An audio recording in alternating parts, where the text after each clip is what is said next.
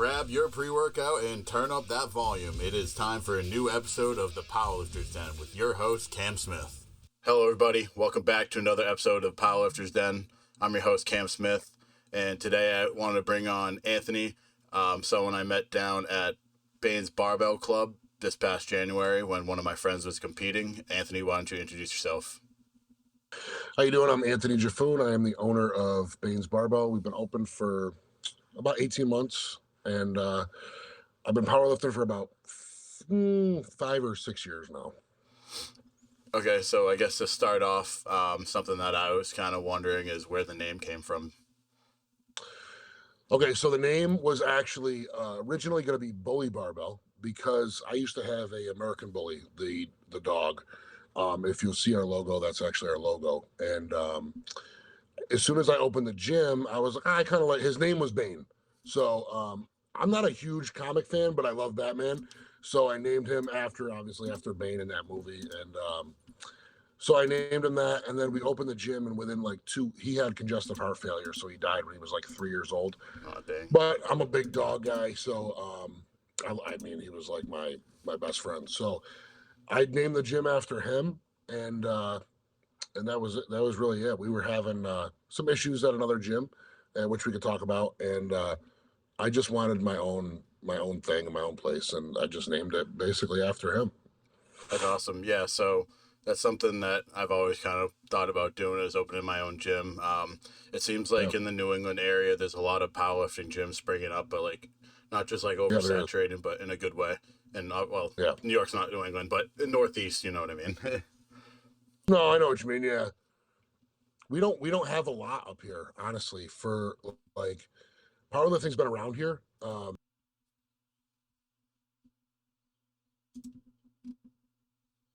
3 or 4 years ago, maybe probably about 4 years ago.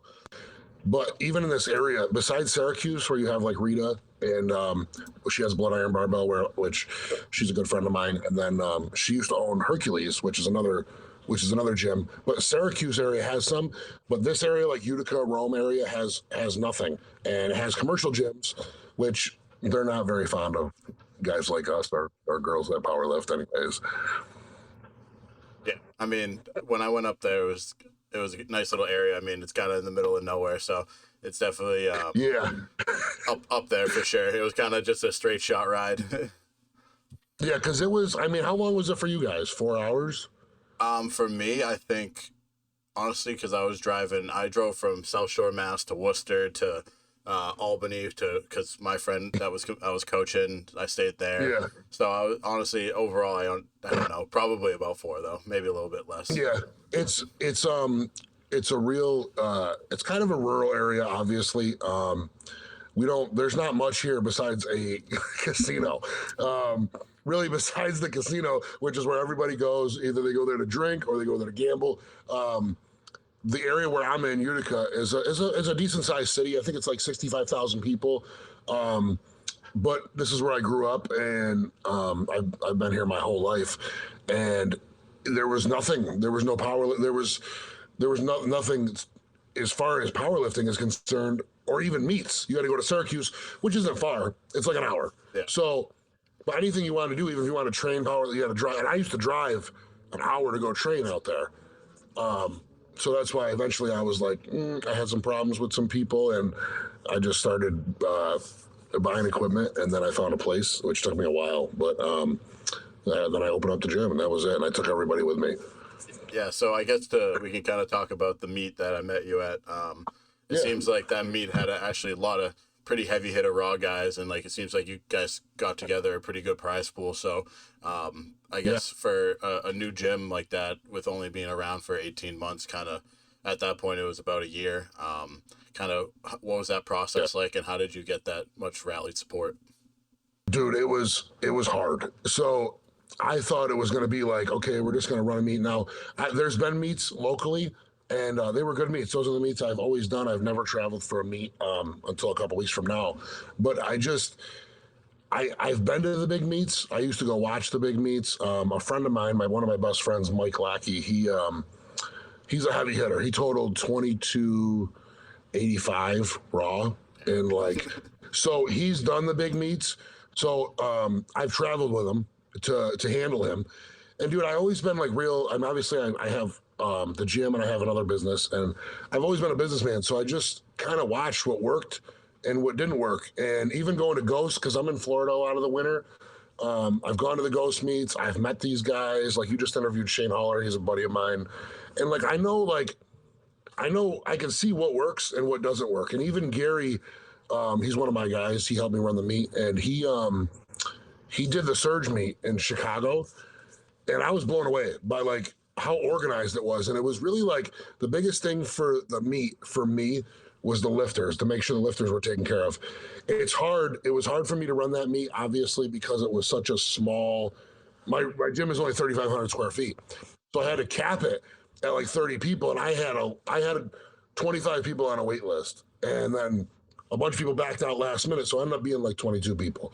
So for me, it was like, okay, I have a lot of friends in business who own businesses, so I was like, okay, if they're going to support me, let me see if they'll put money up. And all of them were like, yeah, absolutely, we'll put money up, we'll put money up. So we generated like $5,500 worth of sponsorships. And I was like, yo, I'm giving all the money away. Like, I'm not in it for the money. I didn't open the gym to make money. I wasn't running meets to make money.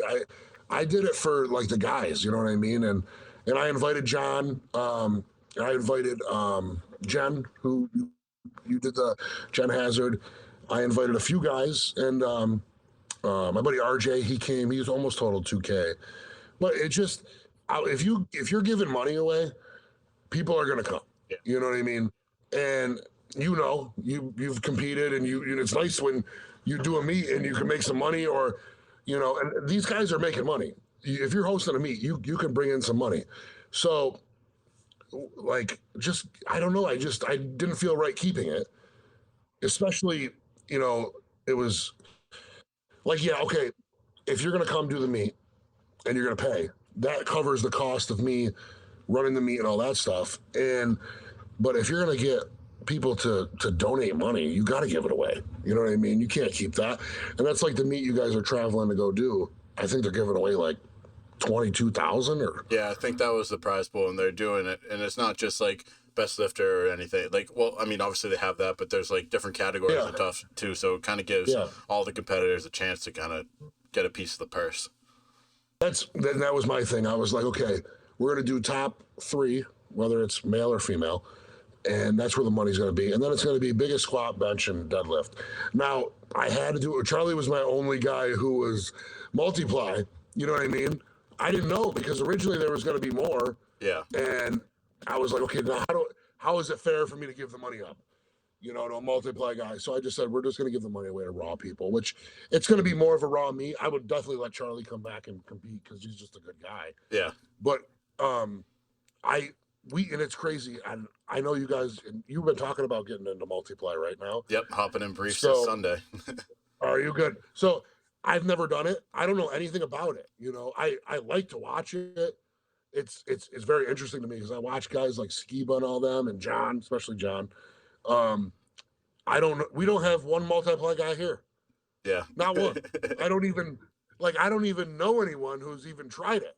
Like, so it's weird how where you guys are, there's a lot of it, and where we are, there's none. Yeah.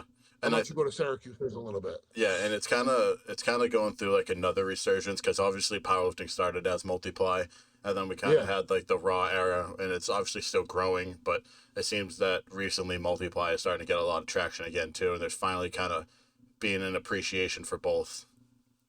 Listen, to me, it's a totally different thing, and you could say, oh, they squat high, they can only do that because they have a squat suit on, and I'm like, then you put a squat suit on and do it. Exactly. So like it's a learning. Like, to me, I love how technical it is. And eventually I would love to do it, but I would need a crew, and like all my guys are all raw. Well, all my guys are all raw with wraps. It's weird.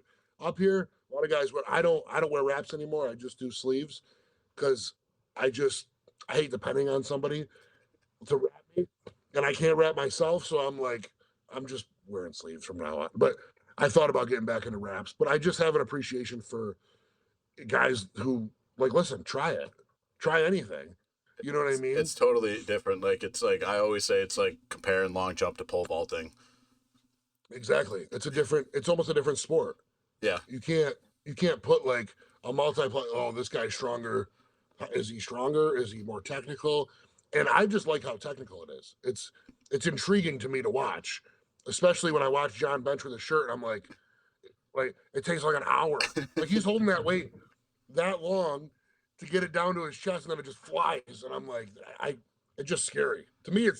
It's a little nerve wracking to like watch. Like I haven't watched much of it in person, but I have. I mean, I've gone to meets where there's been multiply and stuff, and it's just it's something I want to do in the future, but just not right now, obviously. yeah. I think one of the best things that the raw community can take away from the multiply community is just how tight knit and supportive they are because they all rely on each other. Absolutely, absolutely. Because you know what I noticed a lot too. I don't know if you've ever noticed it, but a lot of the raw community now is like they're like they not that they train at commercial gyms, but they do. Yeah. They're all like that lone wolf Yep. mentality.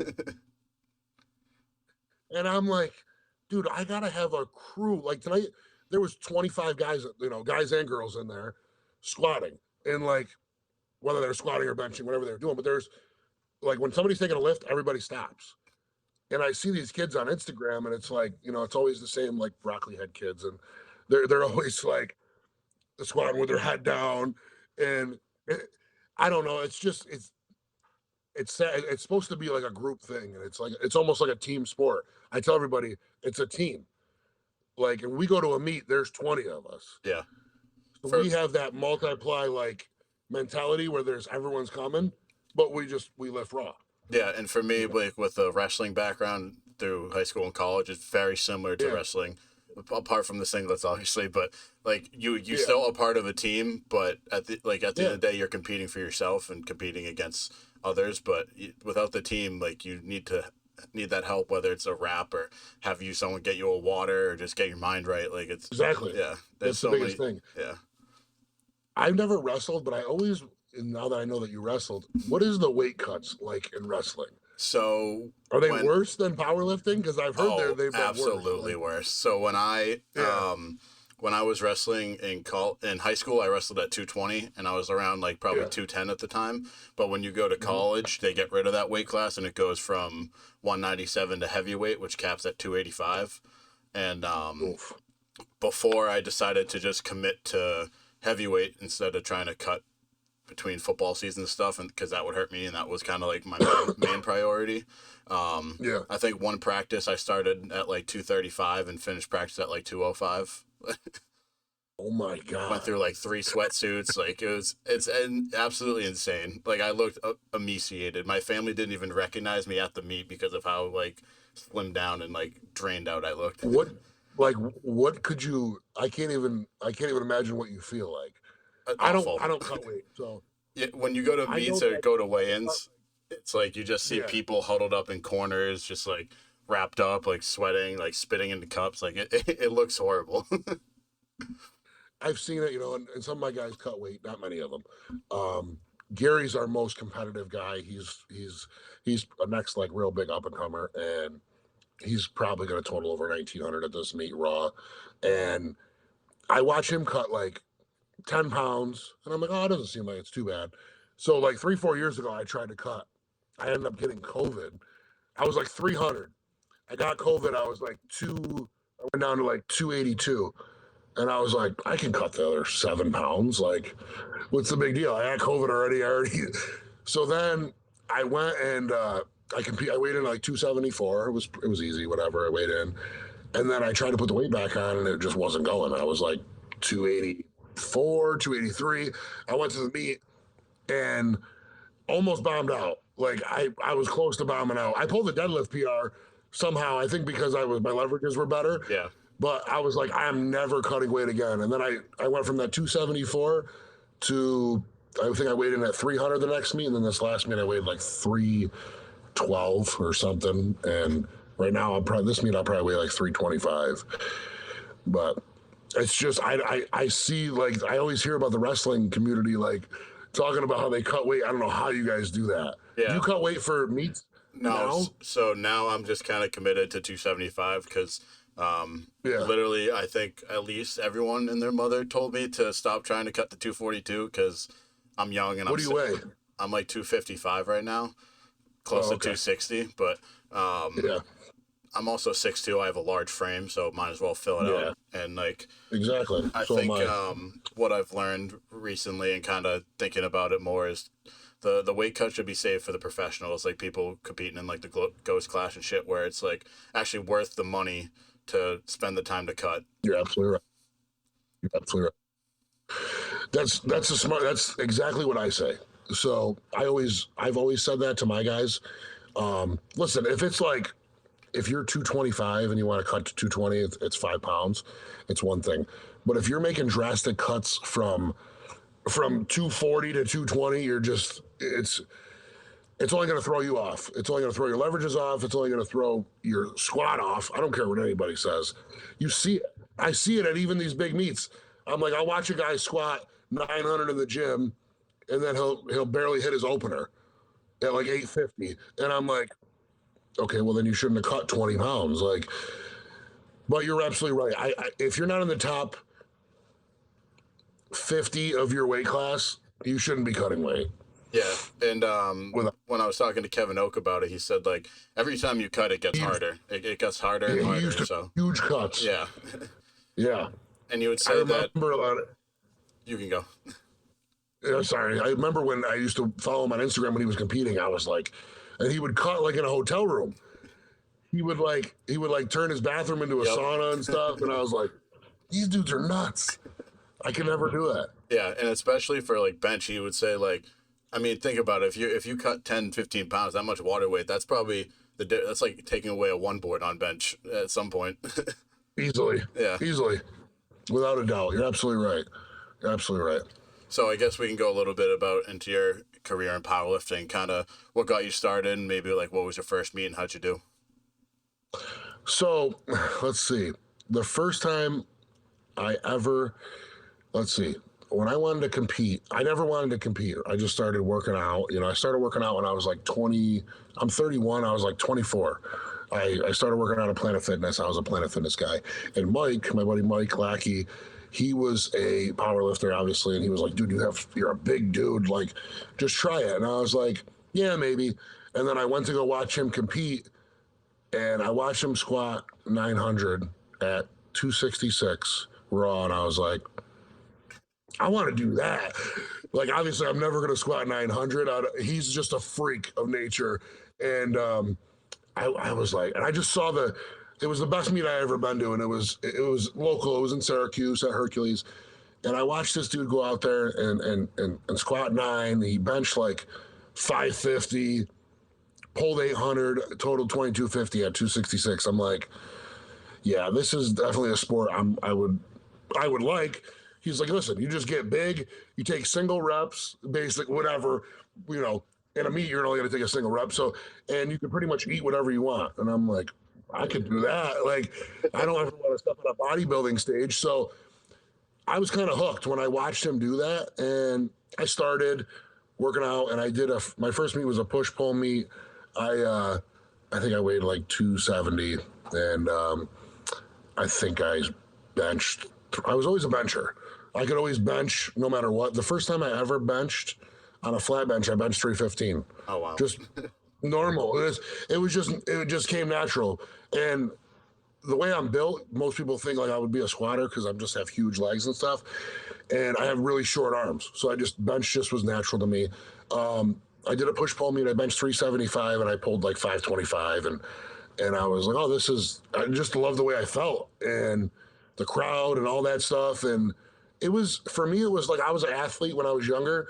I played football, I played basketball. And so it was just that being able to compete again, like you played football, you wrestled. So that like when you're done with college or high school, you still want something to give you that like that fire. Yeah.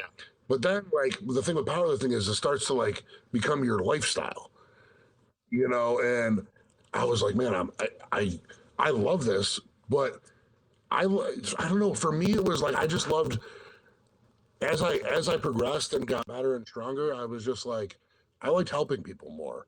And I started to coach a little bit, and I learned. And I said I've always had a business mind, and I never did it for the money. I coached everybody for free, and I just loved watching people get stronger. And I know how confident it made me in my everyday life. So the way powerlifting made me feel, whether I was at work or whether I was anywhere, um, it made me feel confident. And even though, listen, I'm never going to be a top 100 super heavyweight, I don't care.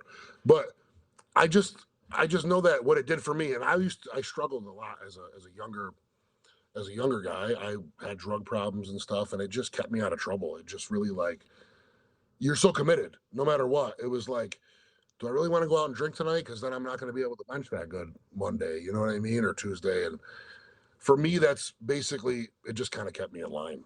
And like I said, my first meet, I think I totaled it was like 875. But then I did a full power meet after. My first total was like 1350, I think. Yeah. But So I guess kind of touching on the whole aspect of like kind of powerlifting, like saving people. Like a lot of people who powerlift come from a dark place, and it's like kind of an escape for a lot yeah, of I did. people. And you Yep. can learn so many different lessons, whether it's discipline, whether it's how to treat your body right, whether it's how to Hmm. move properly. There's just an unlimited amount of lessons to learn, and Yeah. especially for people that have gone through struggles, like it's an outlet, and the community is just so supportive too.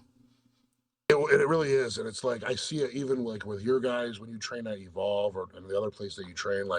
Everybody's like everybody cares. You know what Yeah. I mean? It's not like, oh, you squatted 650 today and I only squatted 625, so I'm jealous. It's not like that. And you would think it would be because the testosterone's flying and everybody's like, I want to be stronger, I want to be stronger. But like I watched Gary, my friend, one of my best friends, like catapult past me. Right? Like not even like never even I'd never seen anything like it. I was like, oh, he's gonna hit a wall. And I did. I said that. And I hope when he watches this, he hears it. I was like, he's going to hit a wall. He never hit a wall. And I mean, I get goosebumps talking about it because I love watching him lift. But he's so committed. You know what I mean?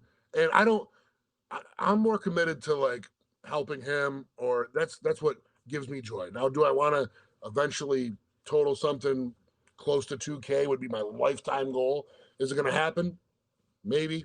I got 5 years left. I said, by the time I'm 36, you get a 10 year. I always looked at it like you get a 10-year run if you train properly. And then you could switch. I could do multiply and all that stuff. Which I will. I play around with different things. But Gary's just so young and he's so committed. I watch him. He was a 198 guy. And I was like, you got to put some size on. And he's like, I know, I know. And then he put size on, dude. And I was like, I just, it was like he totaled 1720. Then last meet at Surge, he totaled like 1800, and then now a year later he's going to total 1900. Like it's I never seen anyone progress like that. Yeah. You see it, but they die out. It's always like Yep. The flash in the pans. yeah, you know how it is, and this is a marathon. It's not a sprint. And you've been powerlifting for how many years now? Or I guess technically. Yeah, Yeah. yeah. So it's a marathon. You got to take the PRs when they're there. Like, and what I noticed with guys, even having my own gym and just being around the sport, is they'll climb, right? And as soon as they hit that wall, they give up. Yep. You got to break that barrier, and then you start hitting PRs again, you know. And it's the way you train. That's the biggest thing. I learned that the hard way. I tore a pec. I did all that stuff, training like an idiot, But and then I finally just hired a coach, and I was like, I was like, I don't need a coach. I know everything. I can coach you, but I can't coach myself because I'm never going to if I write a program for myself, I'm never going to follow it. Yeah. I think that's the biggest thing with the coach is the accountability because I was doing my own preps before and stuff, and like, yeah, if I followed it properly, it would work perfectly fine. But I'm Yeah. always like, maybe I'll do this today. Maybe I'll switch this up, and then that's when you start derailing. By the end of the prep, your program's not even close to what you wrote. No. And then if you're and the biggest thing for me and what Mike taught me, because Mike taught me pretty much mostly everything, but I always listen to podcasts and I paid attention and you can learn from anybody. You don't have to have a 2,200 pound total to coach people. I know what works. Okay. I'm not as committed as Gary. So I'm never, it's not like I'm going to I could reach PRs and do all that stuff. I mean, he lives it. I live it. I just don't live it like that. You know what I mean? I'm still gonna go out on the weekends and have some drinks, like, you know. And the thing is, I have run multiple businesses, and I just don't have time to commit everything to powerlifting, you know. But I also am like, okay, I want to get bigger, so I got to this weight, and I'm like, okay, now I'm unhealthy. Like after this meet, I was like, okay, it's time to drop some weight. You know, walking around at 320 is just not. It's just not ideal. I don't care. I mean, I'm 6'2", and so are you. You know what it's even at when I was 280, I felt like heavy. You know what I mean? So it takes a lot. And Yeah. it's like I said, but it definitely the sport definitely keeps me in line. You know, I was bad. I was a bad kid, but like I said, now it's just it matures you, and you know you learn. I just learn. I watch everybody and just pay attention. That's the biggest thing. Yeah, and even for me, like kind of coming out of college, like that's when like Evolve opened. And that's when I kind of came there, and John, you Yeah. can ask John. They kind of all thought of me as like one of those alcoholic frat kids, basically. And Really? I was like, just wait till I graduate. Like I'm just having fun now. And they're all like, yeah, okay. And then Which is what you're supposed to do. exactly now, That's what like you're supposed. That's what you go to college for. I mean, I never even went to high school, so I was expelled by the time I was in ninth grade. So I wish I went to college and did all that stuff, but I was forced to grow up early. You know what I mean? And like I said, I got in trouble and stuff. But if I was you, I'd be doing the same thing. I'd be doing the same thing. yeah, and you can ask all of them now. They're like, I'm basically a different person. But I was like, I told you guys, I'm not gonna be like this forever. And No, like with the drinking, like yeah, I like to have my glass of whiskey. Like I had a glass of whiskey at work lunch today. But like when I'm in prep, it's like it's go time. It's time to lock in. Like I'll me still too. I'm not. I don't drink. I don't drink during prep yeah. at all. And it's. I don't even. I do it mostly for the. Obviously, I don't want to be dehydrated, and I still want to. But it's a big mental thing too, because like I've never done a meet in the summertime. This is the first time I ever have. So it's tough for me. My friends have boats and stuff. They want to go out and drink, and I'm like, nah, I can't, you know. And not that they're on their boats right now, but they will be. And I can't, you know. I went away this weekend. I went to Connecticut with a buddy of mine, and I was like, man, I could really use a martini right now. I'm just like, I can't do it, you know. And then I go to squat today, and it feels great, you know. Imagine if I did have that drink or two, and my squat was not as good, then I would be mad at myself, you know. Yeah, That's the biggest thing. But and for me, there no, I was like. Go ahead. kind of like a turning point. During I think yeah during my last prep for my September meet, I think it was what's Labor Day weekends in the fall. Is that yeah? Yeah, And I think so. Yeah, yeah. I was on like a 2 or 3 day bender. Then I came into squat and I missed 565, and I was That's like, what I mean. Yeah, and you're a 650 squatter. yeah, exactly. Like, yeah. So that kind of was a I transition point for me when I was like, all right, it's time to grow up. It's like when I'm in prep, we're locking in, and then now I have a obviously that weight should never be missed. At that point, when I was squatting 625, but never. Yeah. now I should definitely Yeah. never miss that weight under any circumstance. So No, and that shows you what it does to your body. You know, it's amazing. And alcohol, like I said, I struggled with drugs. I never lifted weights when I was a drug user, but I know what drugs did to my body long term, and I know what alcohol can do to your body. Like when I first started powerlifting, I was like, "Oh yeah, I'm gonna go drink all night Friday night, and then go bench." And then I was like, "Why does my bench suck? Like my bench isn't moving." And Mike would be like, "Well, we got drunk all night until 3 in the morning, and then you try to go bench at 10, you're still drunk. Like it just doesn't work." You know, especially in prep. Like I said, if guys want to drink, listen, I drink. But when I'm in prep, when it's like, if it's, I think about 6 weeks out, I quit. 6 to 8 weeks out, I just stop drinking. yeah, You know, and not that I'm an alcoholic. I'll drink on a Saturday night, but it's still I won't drink at all. There's no point.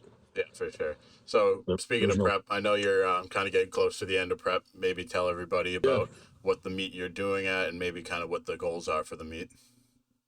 So the meet I'm doing is USPC, which is a newer Fed. I think they came out in like 2020.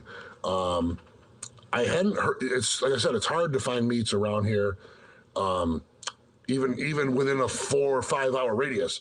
So Pittsburgh was like, I think it's about a 6 hour drive for me, And Gary wanted to do one, and I was like, okay. I had just did a meet in November before the Bane's meet, and that was my first meet in sleeves. And I was like, I kind of left a lot on the table with my squat and my deadlift, so I was like, maybe I'll stay and just try to do another meet. So there's three of us, me, my buddy Zach, and Gary, and the meet is June 1st. I think my goals. I mean, my goal has been to bench 500 for the past 2 years. I don't think it's there yet. So, and I think for me to bench 500, I think I got to do it locally. You know what I mean? I know that I don't travel to do meets. I'm not going to fly to California. I'm not that good. So that's the biggest thing for me. I mean, obviously a 500-pound bench is pretty elite, but that's all I got going is my bench. So the goals are probably I'd like to squat like 640 in sleeves, bench 485, and pull like 675. So it's just I like to total over 1800 in sleeves, and then I'm going to put the wraps back on. There we go. As soon as I can find somebody to wrap me, I'm weird though. Like most guys got to crank the wraps. I can't do tight wraps. I do like real stretchy. Like an 80% wrap is the most you're ever gonna get. I don't want it cranked tight. I don't want to be like I can't walk up to the platform. You know what I mean? So that's the goal for me. Anything close to 1800, even right around there, would be the goal for me. The prep's going. It started horrible. I forgot how to squat like I always do, and yeah, my coach is Tom Callis. He was a world record squatter and a buddy of mine. He's a good guy, and I actually was talking to Dan Bell. Dan is really good friends with my buddy Ted, and my buddy Ted goes to Florida and he meets up with Dan. And I was asking Dan, I'm like, about a coach, and he told me to talk to Tom. And it's so weird because at first the first we start like 12 weeks out. We start doing heavier stuff, and I'm like, this ain't working. This ain't working. This is exactly what happened he's coached me the last 3 meets. And then like 4 and 3 weeks out, I'm like, wow, that moved way better than I thought it was going to move. And I'm like, this dude obviously knows what he's doing. I mean, 2 weeks ago, my squat I was like, I don't know if I'm going to be that close. Like I'm going to hit a PR, but barely. And then today I'm like, okay, they look like an opener. So I just trust him. And and we work good together because I was like, hey man, like these sets of 5 on squats is when my form starts to break down. And he's like, all right, I'll just give you more sets and less reps. And he's just a great coach, great guy. He's helped me a ton. And obviously he's a great squatter. He's a great rap squatter. And I've hit PRs ever since I've got him coaching me. Before that, I was coaching myself and I was declining. I lost 50 pounds on my total. So that just shows you that getting a coach is the best move. I mean, you've been there. So yeah, for sure, and it's definitely good to see when a coach can kind of adapt to the person. Like obviously, that's a huge point of making a great coach. Yeah, absolutely. At first, he was like, "Listen, this is what we got to do," and I was like, "Yo, I'm not doing that. Like, I don't really care." And he's like, "All right, no problem." And we switched some things around, and because I even this last prep, I think it was the prep in November I did. I was like, I got to squat heavy every other week. I can't do these every week. Squat heavy, squat. So what I do is, if I squat heavy one week, I bench light and pull light. And then the following week, I squat light, bench heavy, pull heavy. So that's the way we kind of like wave loaded the prep. And it works. And I started doing it with my guys that I coach, and it works great. That's how because Gary has Death Grip Derek coach him, Okay. and who's phenomenal. Yeah. Phenomenal coach. And I mean, you watch any of Gary's videos, everything looks like RPE 5. And he kind of does the same thing with his prep. It's like heavy squat, light pull, and then vice versa the following week. So it's gone great for me. I feel great. I don't ever feel beat up. You know what I mean? You get to the end of prep and you're like, oh my God, like I can't wait to get this shit over with. And Oh, then, dude, I was like praying for my deload 3 weeks out. I was in rough yeah, shape. yeah, that's so me. I'm essentially deloading every week, kind of. I got like one heavy every Yeah. week, but I, I, I had to switch my days around. Like I have to squat after I bench, like, because I would try to squat Mondays heavy, bench heavy Tuesdays, and then pull heavy Thursdays. It was just too much in the 3 day span, 4 day span. Yeah, So, and so that I mean, like that's it's interesting you say that because it definitely shows like how important it is to individualize the programming. Because someone like me, like I do my heavy squats on Sunday, I do my heavy bench on Monday, and then mhm, my pulls are usually like 5x3, 3x5, kind of like at an 8, so like moderately heavy, but not don't yeah, usually max out because that's kind of when things go bad. And then I do my accessory bench day on Friday. So for someone like me, I get absolutely fried by heavy deadlifts. I could pretty much max out on squat every weekend if I wanted to. So it's mhm. definitely interesting to hear kind of the adaptations between people. I try to tell people that because I see these younger guys and stuff, and everyone wants to deadlift. Like that's the biggest thing now. That's the cool thing to do is, and they'll come in and they'll max out their deadlift every week, and I'm like, yo, my body, I'd be in the hospital. Yeah. Like if I pull like a max effort deadlift, like I think I after when I first opened Bane's, I pulled 675. It was like a week after a meet, and I didn't work out for like 3 weeks. I was dead for 3 weeks. And I'm like, I don't know how these dudes come in here and just max out their deadlift, max out their deadlift. You're frying your CNS, totally frying it. Yeah. For me, it's like I can kind of bounce back from one like heavy, but if it's like back to Yeah, back, then when I'm like, nope, I need at least 10 days. yeah, absolutely. You need that reset. And I watched your training the last like few months, and I was like, I kind of like everything you did was like kind of like what I do. You know what I mean? Kind of like the same type of thing, like where it's kind of like wave loaded. Yeah. You know what I mean? But that just, I mean, there's a thousand things that work for people. Things that work for multiply guys, in my opinion, don't seem to work for raw guys, and what works for raw guys doesn't work for multiply guys. Yeah, I mean the first thing that comes to mind when you say that was like imagine giving like a raw guy like a circa max squat, like that's just gonna kill him. Yeah, like it's gonna fry him, and it's and the thing with raw guys is like when they're failing their squat, it's usually them failing in the hole, Yeah. especially a guy in sleeves. So like, what are you giving them all this top end shit for? Like, it's nothing in the hole, and then it's heavy at the top. Not nothing in the hole, but it's less in the hole, heavy at the top. They need the opposite. Yeah. They need heavier down there and lighter at the top. That's the top end isn't the hard part.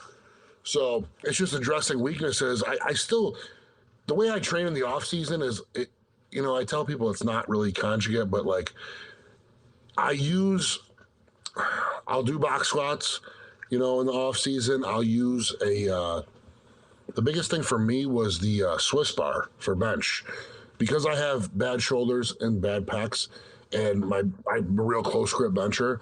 I always got a lot out of that bar. Pin presses with that bar. I use all different types of stuff. Where you see these raw guys, it's like SBD day on a straight bar, 45-pound bar, like, and it's like then we squat, bench. And these guys are benching 4 days a week. Yeah. I'm like, I don't know. I never see anything. I never see anything like it. And it seems like they don't hit that many PRs, but I mean, for some people it works, and some people it doesn't. But Yeah, especially like with the with the straight bar. Like I like the obviously using specialty bars has their own purpose for different areas, like the SSB if you have like the weak back, but like even just that's me. yeah. Oh SSB my bar, god, if always. I could get rid of any bar from existence, it would be the SSB. I fucking hate that thing. It's so. But you want to know the thing is, my coach had me use it for 6 months straight, Oh god. and I was like, "Yo, this is ridiculous." And then I think I squatted like 550 for two doubles on it, and I was like, "Yo, if I could squat this on a SSB bar, what can I squat on?" And I'm squatting like 650 on a straight bar, but I was like, but he had me squatting in wraps on an SSB bar.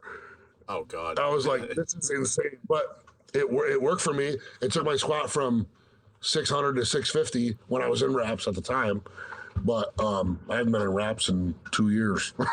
Yeah, I mean, for me, the SSB, like, obviously, like, I hate it because it's humbling, but I mean, if you just look at my squat now to what it was, like, my upper Exactly. back and stuff is so much more tight and locked in, and that was kind of the biggest problem for me. Like, my legs have probably been ready for 700 for close to a year, but For sure. my back's just starting to catch up now. So, I mean, That's everybody's problem. yeah, That's why when they fail this way. yep, And it's not like it's not their legs. It's always here. And that's where I used to fail at all my squats. And I used that SSB bar for, like I told you, like 6 months. And it'll humble you. It will. But it'll also make you learn how to squat. Like you want to get rid of it, but it's probably the best bar ever made. yeah, It yeah. really is. And then there's like Greg Foster who's doing like the good morning squats. And I'm like, dude, fuck that. That looks absolutely Yeah. horrible. And, and I watched Gary do 1 1/4 squats. Those are, I'm like, yo, who the fuck has the lung capacity for that? Like, I can never eat. I don't know. I do that. I watch Craig, and I've trained with Craig before too. And Craig's just he's on another level. Yeah, he's just a He's on tank. another level. I mean, I've been training with them dudes for a while. Like every time I go to Florida, I always train with them, and just to watch him bench, I'm like, he's amazing. Him and Shane both. I mean, they're freaks. yeah, I'm But actually they put the work in, dude. for They sure. work. Yeah, I'm hoping to You actually know? get a training session with them when I'm down in Florida. I was kind of chatting them up about it, and Yeah, you're not too far. You won't be. You'll be probably. If you're going to Daytona, you're probably 2 hours away. yeah, so I think Not we're bad. gonna meet up locally because I don't feel like driving even more after flying, but we'll see what happens. But know. that meet's gonna be really cool. But I guess I can't wait. I can't wait to watch that meet. yeah, it's gonna be so many heavy hitters, dude. Yeah, dude. It's. I just excited to watch John. Like I've been following all his stuff, and it's crazy because like you meet people on Instagram. What like not basically you say you meet him on Instagram. Yeah. Like I met John. I didn't even meet him. I saw him at a meet at Hellbent, and I just like followed him on Instagram because he came up, and we just got bullshit on Instagram. And then obviously he came to our meet. He put money in the pot. Like, it's just good people like supporting good people, and Exactly. he's just a great. Him and Charlie both are like. I'm like, these are great guys. I'm just excited to watch him because he's a freak. Oh, I yeah. can't wait to see what he does raw. I cannot wait to see what he does raw. He's built like he just built. Yeah, and he's like weighs as 320 much right as now. me. Yeah, he's 320 Yeah, right he now. weighs as much as me. He's shorter than me, and he looks 10 times better than I look without a shirt on. So I'm like, this dude is just built. You know what I mean? I know he had some problems with his shoulder. What do you have? Like a shoulder surgery or something? Yeah, he had a labrum tear that he had the surgery. It was a little over a year ago now. Yeah. But But his bench is back. Like he's still. yeah, his bench is not. It's know. not even back. It's 10 times better than it was before. His bench is Yep. blown the fuck up. It's so funny because and I'm like, he doesn't have to listen to me. But one day he was benching and we were bullshitting, and I was like, yo, move your grip in. Like when you're raw benching. And he texted me or he messaged me and he was like, dude, this fucking feels way better. And I'm like, a lot of people don't realize it. Like, you get so much pop off the chest when you're close grip that, like, yeah, it could be harder to lock out, but you get so much momentum, Yeah. And he was benching real close grip for a while when he was benching raw, obviously. But I'd like to see him. I'm going to invite him to our meet, and I'm going to invite him to see if he'll come compete raw. Yeah, we'll see. I know he mentioned looking at the Ghost Class for 2026, and that's something that I might try to get qualified for so we can go together. But I guess for you in the gym, kind of maybe what are some of the goals you have for the gym this year? So for the gym this year, we're probably my next main focus after my meet is obviously the meet in January. I definitely am not one to like brag, but I thought that my meet was like ran a lot better than a lot of meets that I've been to. I'd agree. You see, we're out of there at 1:30. Like, Yeah. I have some big names there. I'm gonna have even bigger names there this year. And like I said, I'm not one to brag. I just listen, I do it for you guys. I do it for the lifters. For me, I want to be treated like that when I'm at a meet. Mhm. I want to be start at 9, done at 2:00. Yeah. Not done at 9:30 at night, you know, and just make sure everyone is taken care of, whether that's like, you need a bottle of water, you need a board or whatever. And just making sure everybody's safe. And I'm going to do it at my gym again, even though it's going to be tight. But we had 200 people in there. You've seen it was nuts in there. Yeah. And at one point, I didn't know what was going on. I was obviously, I'd never been so nervous in my life to host an event like that. I turned around and I seen all the people and I was like, holy shit, like, yo, you did this is your first meet and you did this. And I want to give away more money. I want to get even more big names to come and really just make my main focus is that meet. You know what I mean? I want everyone to say like, yo, this is the best meet I'd ever been to. And I got 100 messages from people saying this was the most well-ran meet, like organized. Everything was obviously was tight. I knew it was going to be tight in there. And, as long as everyone's cool, it's fine. Like, I remember Charlie messaged me and was like, hey, do you have a mono we could warm up on? And before he came, and I was like, you guys have been to meets that they don't have a mono to like warm up on? And I had two monos. I bought that third one just for that meet. And then I bought obviously the calibrated plates for that meet, and I bought all new bars. And, I spent thousands of dollars just to make sure that, listen, that's how I want to go to a meet. There better be a mono for me to warm up on. Yeah. Like, I couldn't, when he texted me that, I was like, oh shit, like, wow. But I see it. I've seen, and I hate to like rag on people, but I was at a meet and me and my buddy, we were in the same, there was 4 flights. It was a pretty decent sized meet. And we were in the same squat flight, right? And obviously I wasn't in the same, like, I benched a lot more than him. They moved him to the second bench flight and me to the 4th bench flight. And I go, yo, that's not how that works. Like, wherever you squat is where you're at all meet. So, or whatever flight you're in, that's the flight you're in. So he was in the 4th flight of squats, the 2nd flight of bench, and the 4th flight of deadlifts. I go, that's not how that works. Yeah. So the first 3 flights of bench, they use a regular bench bar and a regular competition bench. Then all of a sudden, for the 4th flight, they bring out the special bench with a pad this thick, a 55-pound bench bar, which I hate. I know you train with one. I love it. I get whip out of the bar, so I want a regular bench bar. I'm a raw guy, so I want regular bench bar. I go, there's only 2 equipped guys in this flight, and there's 10 raw guys. Why are we using a different bench and a different bar? And it's like, oh, that's what the equipped guys wanted. And I was like, and ever since then, I was like, yo, I'm hosting my own meet because I'm never dealing with this again. And that's essentially why I signed up for this meet, this USPC meet. And because I messaged them, they're like, yeah, we have Texas monolift and a Texas combo rack to bench, Texas deadlift bar, And I'm like, okay, that's the way it's supposed to be. Like, I don't mind squatting with the 65, with the Mastodon bar and stuff. I actually like that. But like, why are you bringing out a special bar and a special bench for 2 guys? Yeah. who are trying to break some 46-year-old world record, like 46, when an old man bench 800. Like, then the worst part was I benched more than them. And I was like, this is not even right, dude. And that was actually a meet I did. I did 2 meets back to back. This was like 2 years ago, which is insane. I did a meet within 2 meets within 2 weeks of each other. And I put 50 pounds on my total because when I go to a meet, I hate failing lifts. Yeah. So I always undercut myself. Like even this last meet I did, I squatted like 600 in sleeves and it was like an opener. And everyone's like, why do you do that? And I'm like, I don't know. I never took anything over 6. So I thought it was going to be hard. Like, so then I ended up going to this meet. And I think, so back then when I did that meet, I squatted like 615. And then 2 weeks later, I squatted 650. So, but it was just, I don't know. Ever since then, I got a bad taste in my mouth. I was like, my meet is never going to be like that. It's going to be well organized and stuff. So that's our goal. Is obviously the gym is. I like to get more people in there.